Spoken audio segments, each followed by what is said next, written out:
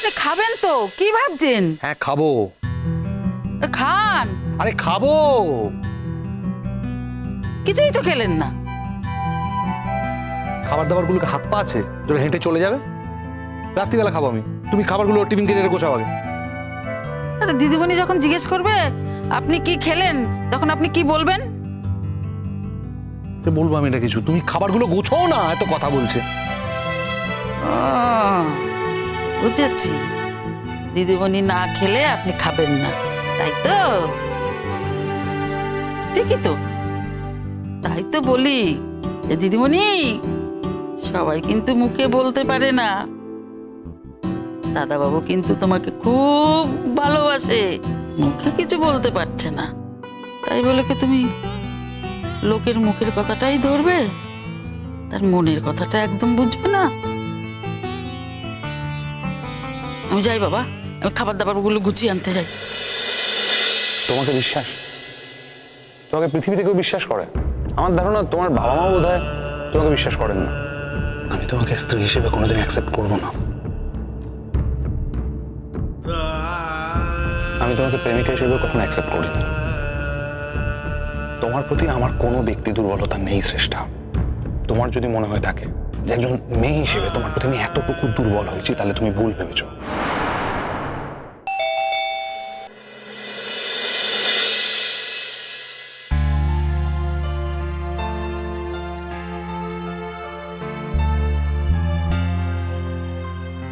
ও, তোমাকে তো জিজ্ঞাসা করিনি আমি। এক সেকেন্ড। হ্যাঁ, ভেতরে আসতে পারি? হ্যাঁ, মানে গেটের সামনে জিজ্ঞাসা করা উচিত ছিল, গেটের সামনে যেহেতু জিজ্ঞাসা করিনি তাই। তোমাকে আবার আলাদা করে আসতে বলতে হয়? আমি তো অন ডিউটি নেই, তো আমি দুমদাম কারোর বাড়িতে ঢুকে পড়তে পারি না, তাই না? ও আচ্ছা, হ্যাঁ বসো না, বসো। বাবা কেমন আছে? বাবা আছেন, মানে ওই এই বয়সে তো একটু আপ ডাউন হয়, এখন ম্যানেজেবল, ভালো আছেন এখন? হ্যাঁ ঠিক আছে। এই এই যে এটা এনেছি। কি আছে মানে? খাবার, টিফিন ক্যারিয়ারে খাবার ছাড়া আর কি থাকবে? না না, আমি তো বাড়ির গৃহকর্তা, তুমি ছিলে বাড়ির গেস্ট, তো আমার অনুপস্থিতিতে রান্না বান্না করেছো, মানে হোস্টের কাজ করেছো।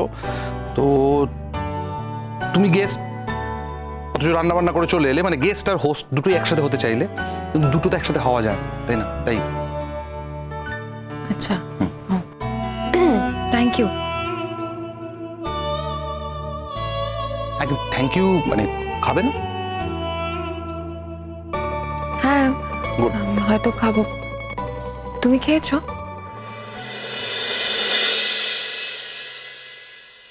কি করে খাবো? যে রান্না বান্না করেছে সে একটা দানা মুখে না দিয়ে চলে এসছে, আর আমি কি অমানুষ যে একা একা স্বার্থপরের মতো বসে বসে খাবো? সে কি, আজকে তো তোমার বার্থডে, সেই জন্যই তো রান্নাটা করা। By the way, happy birthday.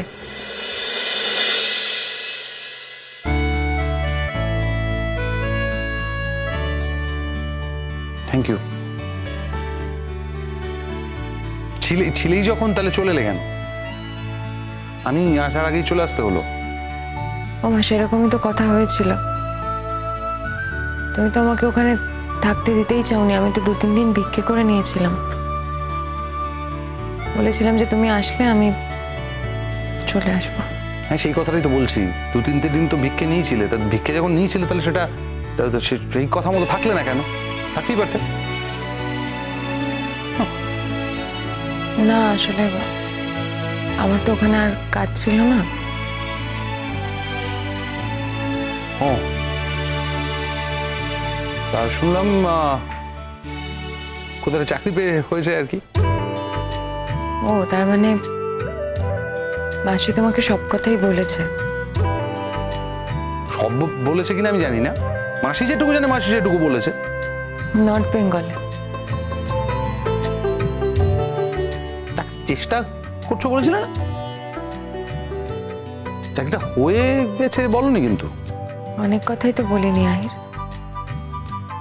এটা বলিনি বলে এত রিয়াক্ট করছো কেন? রিয়াক্ট কেন করতে যাবো আমি? কোথায় কোথায় রিয়াক্ট করছে? রিয়াক্ট কেন করবো হঠাৎ আমি? রিয়াক্ট করছি না আমি। কবে জয়েনিং? কালকে। ও গুড। আর রিলিজ অর্ডার পেয়ে গেছো তুমি? হ্যাঁ, আজকে দিয়ে দেবে বলেছে। তাহলে তোমার বেরোতে হবে নাকি? বেরোতে হবে তোমাকে? হ্যাঁ হ্যাঁ। অসময়ে বিরক্ত করলাম তাহলে?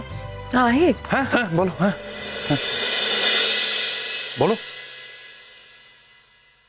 না মানে বলছি যে আমার রান্না করা খাবার আমি খাইনি বলে দিতে এসেছো, তাতে তো খুব একটা বেশি দেরি হওয়ার কিছু নেই। বাড়িতেই ছিলাম, মানে বেরিয়ে যাবো সময় হলে, অসুবিধা কিছু হয়নি।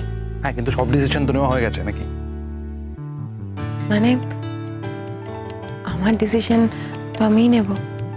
হ্যাঁ অফকোর্স, তোমার লাইফ তোমার ডিসিশন তুমি নেবে, আর কে নেবে? একটা কি বলবো ভাবছিলাম জানো, ওই কলকাতা ছাড়ার কোনো বিশেষ কারণ কিছু? বিশেষ আমার না এখানে আর একদম ভালো লাগছে না। হ্যাঁ কিন্তু কেস চলছে, কেস আছে, মানে আসতে হতে পারে এখানে বারবার বারবার। আসবো, দরকার পড়লে তো আসতেই হবে, অসুবিধা নেই। আর তাছাড়া হিয়ারিং তো সবসময় মানে মাঝে মাঝে চলবে, চলে আসবো। Right right. North Bengal beautiful জায়গা, আমার খুব পছন্দের, খুব পছন্দের। ওখানে থাকবে একটা সুন্দর জায়গায়, ইনভাইট করবে তো, মানে মাঝে মাঝে আমি যেতে পারবো তো নাকি? তোমার বাড়িতে এতদিন থেকে এলাম, তারপর কি করে বলি যে আমার বাড়িতে তুমি যেতে পারবে না?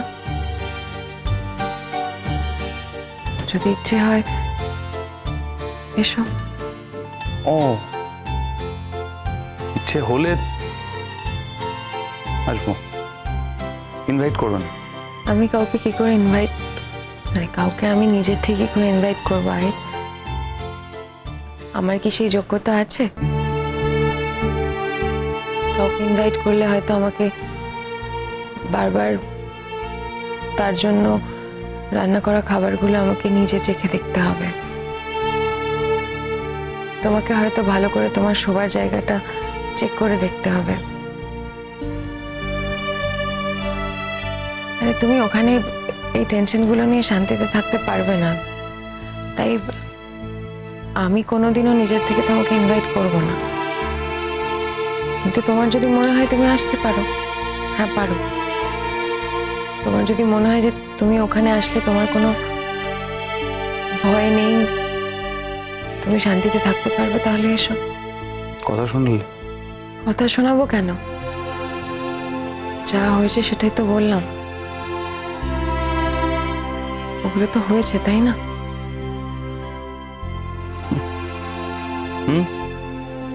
তা হয়েছে। আচ্ছা, দেখাই যখন হয়ে গেল, তোমাকে না একটা কথা বলার আছে। বলো।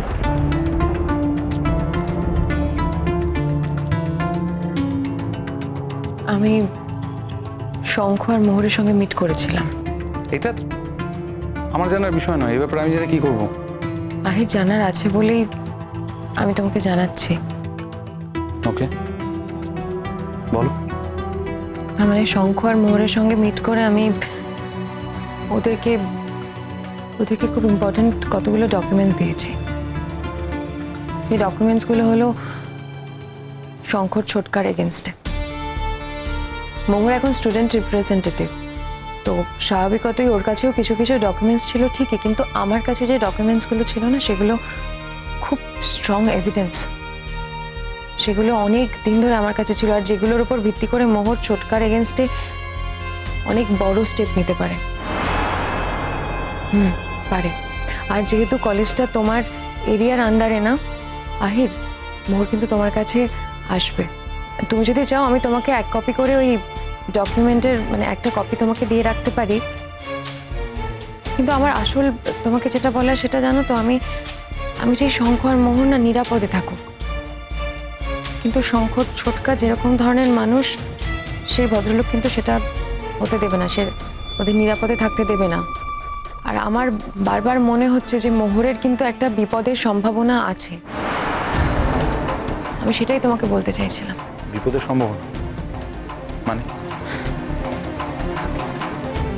আহের ওই লোকটি খুব ডেঞ্জারাস, প্রতিহিংসা পরায়ণ।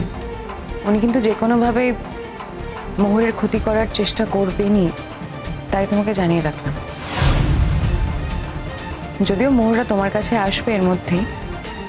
ওরা আসুক কিংবা না আসুক, তুমি একটা কমপ্লেন লজ করে দাও।